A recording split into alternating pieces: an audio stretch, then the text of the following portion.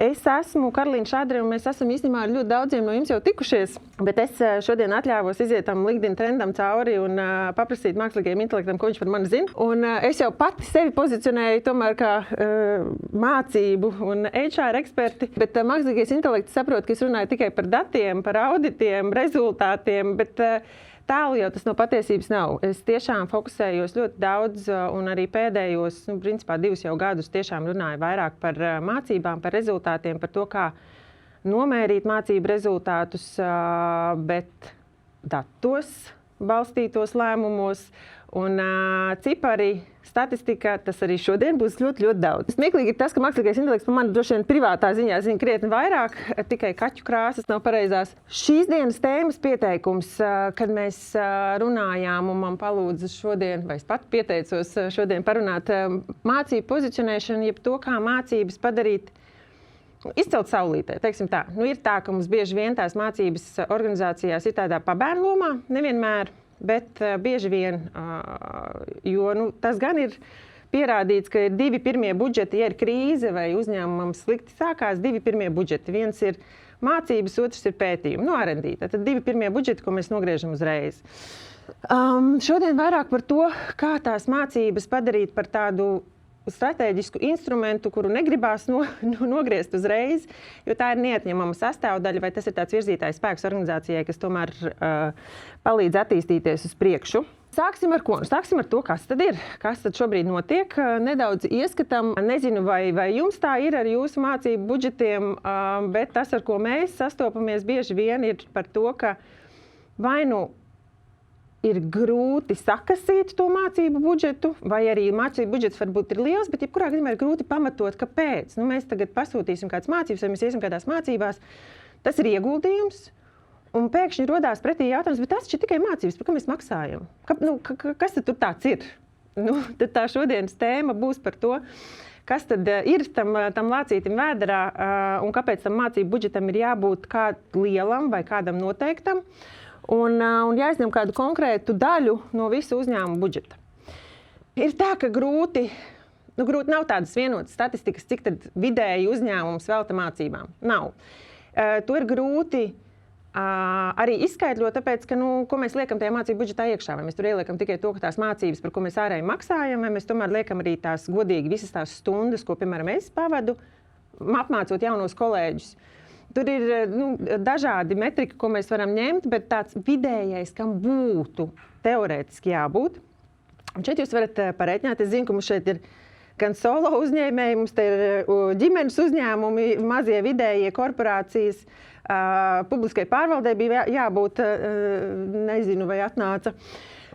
Jūs varat parēķināt. It kā liekas, ka tas 1–2%, kas tas tāds ir, bet īstenībā, ja jūs no to procentu parēķinātu, tad saprast, ka tas cipars ir gana liels, un viņam tur būtu jābūt.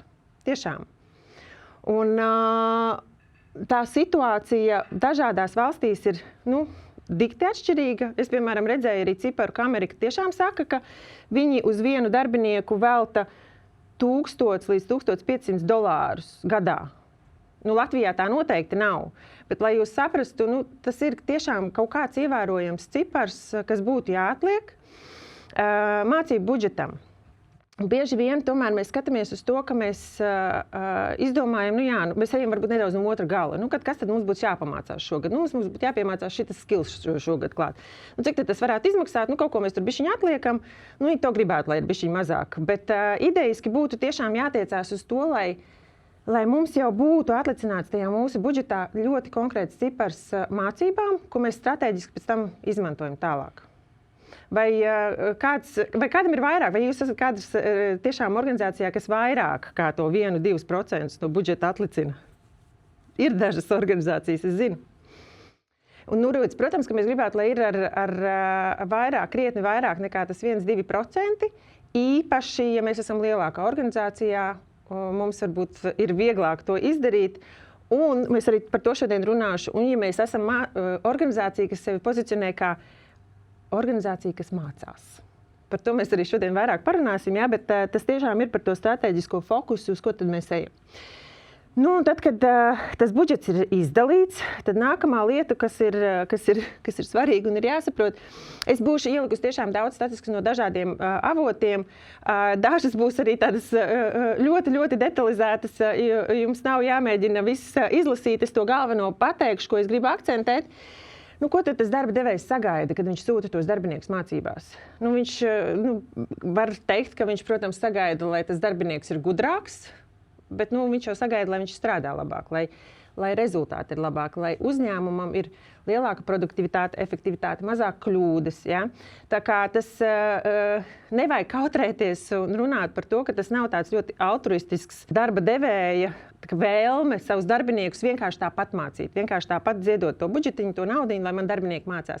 Nē, tas viss tiešām ir ar tādu nodomu, ka mums tad uzlabosies rezultāti. Varbūt mēs apgūsim kaut kādu jaunu segmentu, ja? Vai mēs samazināsim kļūdas, vai mēs varēsim vairāk klientus apkalpot. Tātad tas produktivitāte, konkurētspēja ir tās divas galvenās lietas, ko tas darba devējs no tā sagaida. Un par to vajag runāt, un no tā nevajag kautrēties. Ja? Jo bieži vien tas paradoks par tām mācībām, par ko mēs bieži saskaramies, ir par to, ka mācības, es šo jau esmu atkārtojusi un turpināšu atkārtoties, ka mēs mācības uzskatām par pašas par sevi saprotams lietas. Mācības ir pozitīva lieta, mēs taču mācāmies. Tas ir pats labi. Ja? Bet nevajag par to domāt kā par tādu labdarības pasākumu. Nē, tas ir tāds biznesa darījums, tāpat kā jebkurš cits, kas notiek starp darba devēju un darbinieku darbiņā. Svarīgi apzināties, ka mēs dzīvojam ļoti mainīgā laikā. Un ja šobrīd mums pat varbūt ir tas 1–2% tajā budžetā mācībām, nākotnē būs vēl vairāk jāatlicina. Ir tā, ka līdz tam 30. gadam ļoti, ļoti liels tas prasmju apjoms mainīsies, kas būs nepieciešams. Mēs ļoti daudz ko mācīsimies, pārmācīsimies vai piemācīsimies klāt. Tā kā svarīgi ir arī saprast, ka tas, ko mēs šobrīd mācām vai par ko šobrīd mācās mūsu darbinieki, nav tā, ka tas ir uz mūžu vai pat uz 5 gadiem. Ja? Jāpierod pie tā, ka tas temps ir. Un ka tas ieguldījums, ko mēs tajās mācībās liekam, tas negarantē mums, ka tas ir uz kaut kādu milzīgu periodu. Mums tiešām būs jāturpina un jāturpina. Tā kā es vienmēr saku, mēs trenējam to mācīšanās muskuli tieši tā. Tas ir muskulis, kas jātrenē ikdienā. 2 vārdos, lejā tiešām ir tas manuālais darbs, kas ies uz leju, kas samazināsies, un augšā, protams, mēs runājam par AI, big datu, kiberdrošību, tehnoloģijām un tādā garā. Tas ir tā tendence, uz ko mēs ejam.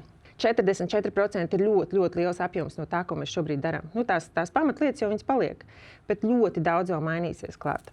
Tikai ieskatam par pesimistisko latvieti, tad šis ir vidējais, tur pa vidiņu jūs varat redzēt to iezīmēto līniju, kā valsts vispār domā par to, kāds būs viņu talanta pūls vai talanta baseins tuvākajos gados. Latvija ir ļoti pesimistiska un saka, ka tuvākajos gados man talantus pieņemt darbā būs arvien grūtāk un krietni grūtāk nekā šobrīd.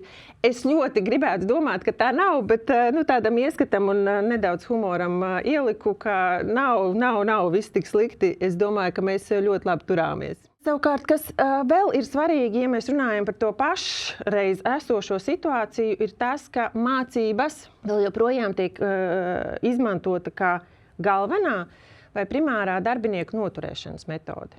Mēs nerunājam par promotioniem, par latviski paaugstināšanu. Mēs nerunājam par algu, mēs nerunājam Maslova piramīdā par apakšu. Ja es kaut ko vēlos savam darbiniekam piedāvāt, tad tie ir 88% darba devēji, kas saka, mācības ir viena no lietām, kā es varētu to darbinieku noturēt. Līdz ar to tas, ko es ar visu šo jums gribēju pateikt, tās mācības jau tur ir un viņas ir svarīgas. Tikai bieži vien mēs to svarīgumu nepareizi nopozicionējam, aizmirstam vai uzskatām paši par sevi saprotamu. Un es gribēju parunāt par to, ka kas tad ir, kur tad rodas mums tās lielākās problēmas. Mums ir ļoti daudz izaicinājumu kā mācību veidotājiem un galvenais, un tāpēc to es arī gribēju jums uzlikt, protams, ir noturēt uzmanību, bet ko es gribēju uzsvērt, parādīt mācību ietekmi uz uzņēmumu rezultātiem, tas arī šeit parādās. Mēs it kā zinām, kāpēc mēs mācāmies, mēs varbūt pat esam identificējuši problēmu. Mēs pat varbūt esam izmācījušies, bet pēc tam paskatīties, vai tās mācības kaut ko ir devušas, tas nevienmēr tā notiek. Un otra lieta ir mācības sasaistīt ar biznesa mērķiem. Un šeit īstenībā mēs bieži vien, sākot veidot mācības, mēs īstenībā runājam, kāds ir biznesa mērķis, ko mēs gribam pasniegt, panākt ar tām mācībām. Mēs gribam strādāt ātrāk, mēs gribam, lai darbinieki zina par drošību un uzvedās tā, lai zinātu, ko darīt, piemēram, tad, kad ir kaut kāda uguns nelaime. Ja? Tajā pašā laikā mēs pat sākumā pasakām tos biznesa mērķus, ko mēs gribam. Biznesa mērķis, protams, ir, lai mums nav neviens drošības incidents. Ja? Bet kaut kur to mācību gaitā mēs tomēr vienalga aizpeldam nedaudz projām. Mēs neatgriežamies mācību beigās un nepaskatāmies, kā tad tagad mēs esam izmācījušies, kā tad mēs gal galā uz to mērķi esam iedarbojušies. Ka mēs neizejam to pilno apli atpakaļ līdz sākumam. Otra lieta, šeit ir ļoti, ļoti daudz statistikas pieejamas, un viņas rāda dažādus ciparus, bet tas, kas jums šeit ir jāierauga, ka mazāk kā 40% vidēji vispār mēra to ietekmi uz rezultātiem. Es esmu redzējusi 37% korporatīvajā vidē. Es esmu dažādus ciparus redzējis, nekad tas cipars nav virs 40%. Nevienā brīdī mēs neuzkāpjam virs tiem 40%, tas nozīmē, ka 60% mācību vai vismaz 60% mācību ir tādas, kas paliek neizmērītas. Mēs esam izmācījušies, mēs it kā esam to impulsu devuši, bet vai tas mums organizācijai pēc tam ir devis kādu labumu, mēs nezinām. Mēs varbūt intuitīvi nojaušam, ka ir, mēs principā minam.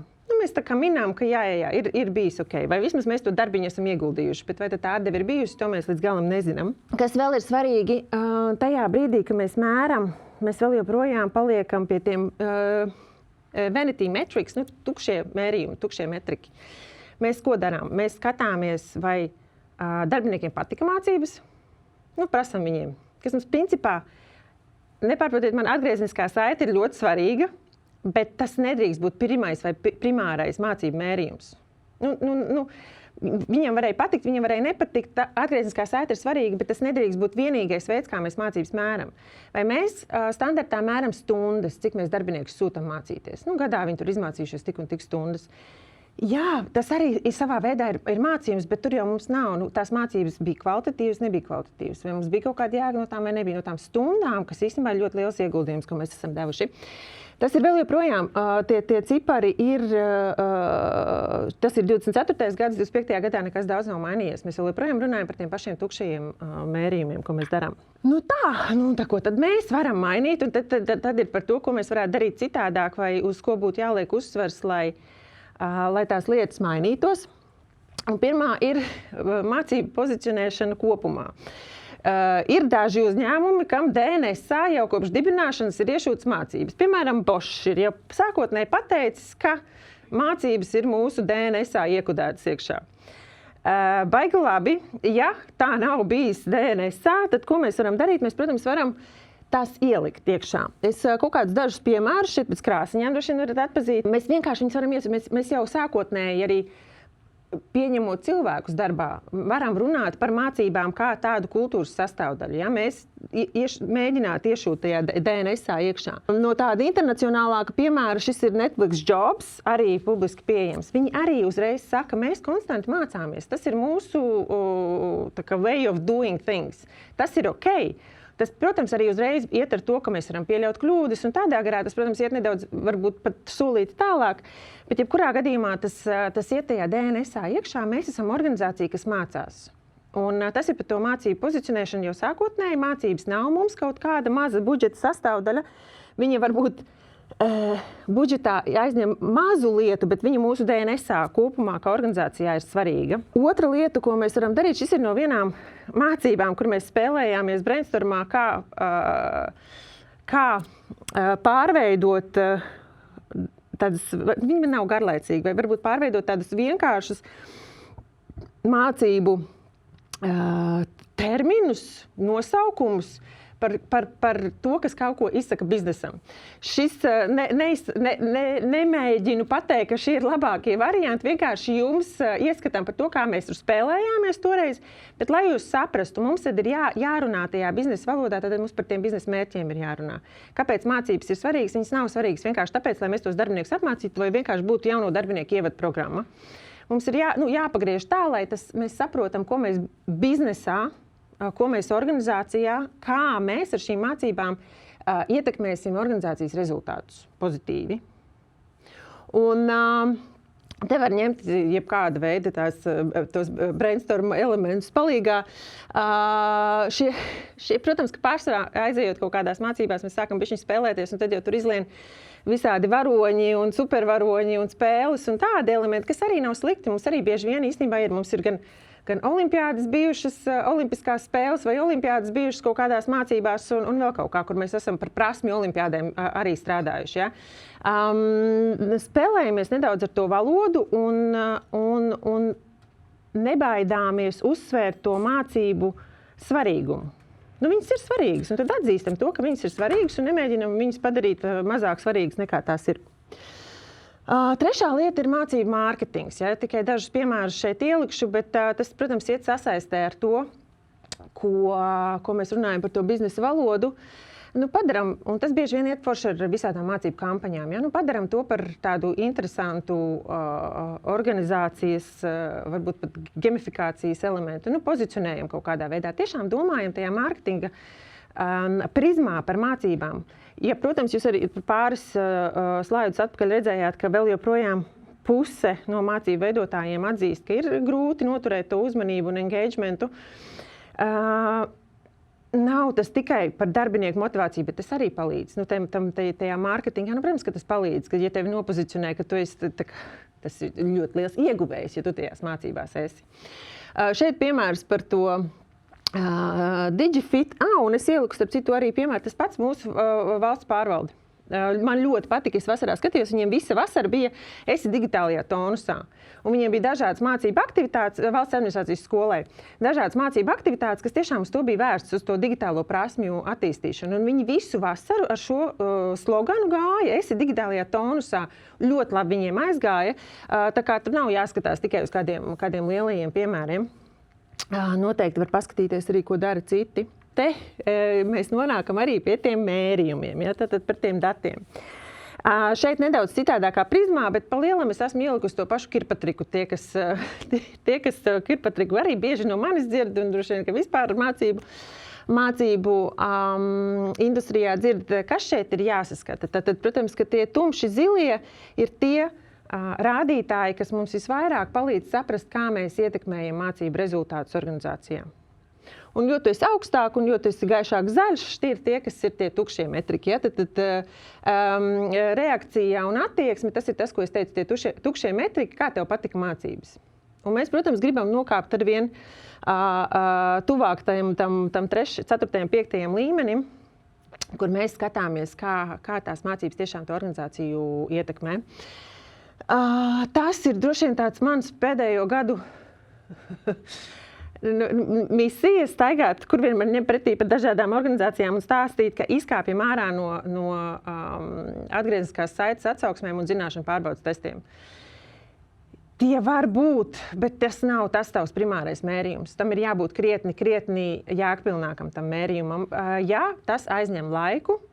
Bet pirmkārt, ja mēs sākam veidot tās iestrādes un sākam par to domāt jau pareizi no paša sākuma, tad tas nemaz nav tik grūti. Visideālākajā variantā mēs, protams, tiekam pie kaut kādiem datiem. Mēs izmēram kļūdu skaitu pirms tam, ir notikušas mācības, izmēram kļūdu skaitu pēc tam, vai kādu cik ilgā laikā mēs kaut ko apstrādājam vai daram. Tas ir ideālais variants, tas ir tas 4. līmenis, kur mēs tiešām jau datos varam paskatīties, kā tām mācībām ir izdevies kaut ko uzlabot. Es ieliku arī, šis ir starp citu atkal no valsts administrācijas skolas, mācību ietekmes novērtēšanas rokas grāmatas, vienkārši ieskatam, ja, kur mēs runājam, ir daudz, šeit ir tikai piemērā ielikti tie 21 metodas, kā jūs uz kaut ko varat skatīties. Nav tikai aptaujas un zināšanu pārbaudes testi, ir dažādi veidi, kā mēs varam paskatīties uz tām mācībām.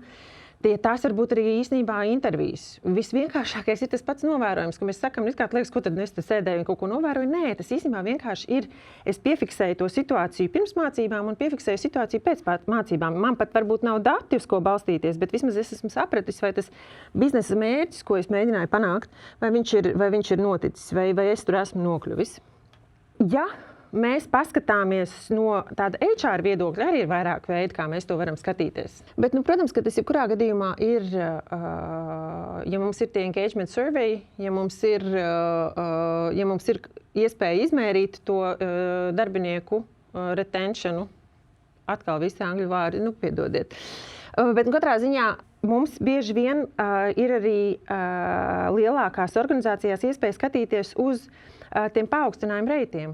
Cik daudz, piemēram, vai tur jaunie vadītāji, cik ātri mēs viņus kaut kur varam paaugstināt vai citādāk. Ir lielās organizācijas arī šādā līmenī var skatīties uz to mācību veiksmi, jo mūsu mācību rezultātā ir noticis šis.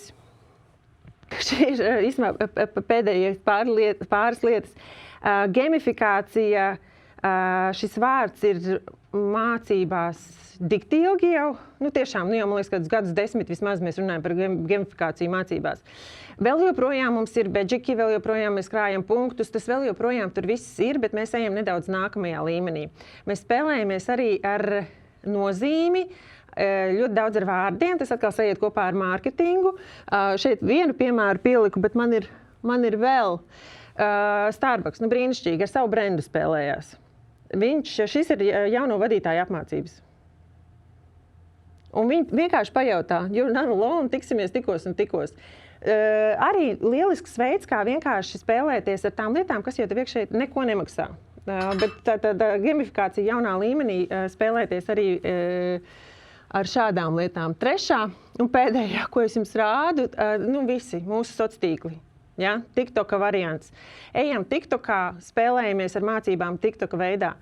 Šeit vienkārši redzēt, tas ir tā kā gifs, ja? Cik tālu, cik gara tu izauksi, cik tālu tu izauksi. Tīri tādā ziņā, domājot mācību ziņā. Un tad viņi ieliek tos kaut kādus savus sloganus iekšā, kā rūpējies par savu izaugsmi. Un tādā garā atkal spēlējamies ar vārdiem, spēlējamies ar formātiem, nebaidamies no sociāliem tīkliem un iesaistīt un viņus ieintegrēt kaut kādā veidā iekšā visas tās pašas komunas. Un arī, protams, dalīšanās, ja, lai cilvēki arī savā starpā runā un palīdz jūsu mācības marketēt. Tā, klasiski beidzu, jo pēdējā laikā neminam, mēram, neminam. Tas ir man tāds vienmēr aicinājums, domājot par tām mācībām, neminēt, vai viņas ir izdevušās, bet tiešām izmērīt un vēlams kvalitatīvos datos izmērīt. Paldies! Bet jūs droši varat arī man nākt un padiskutēt, un pajautāt un iebilst.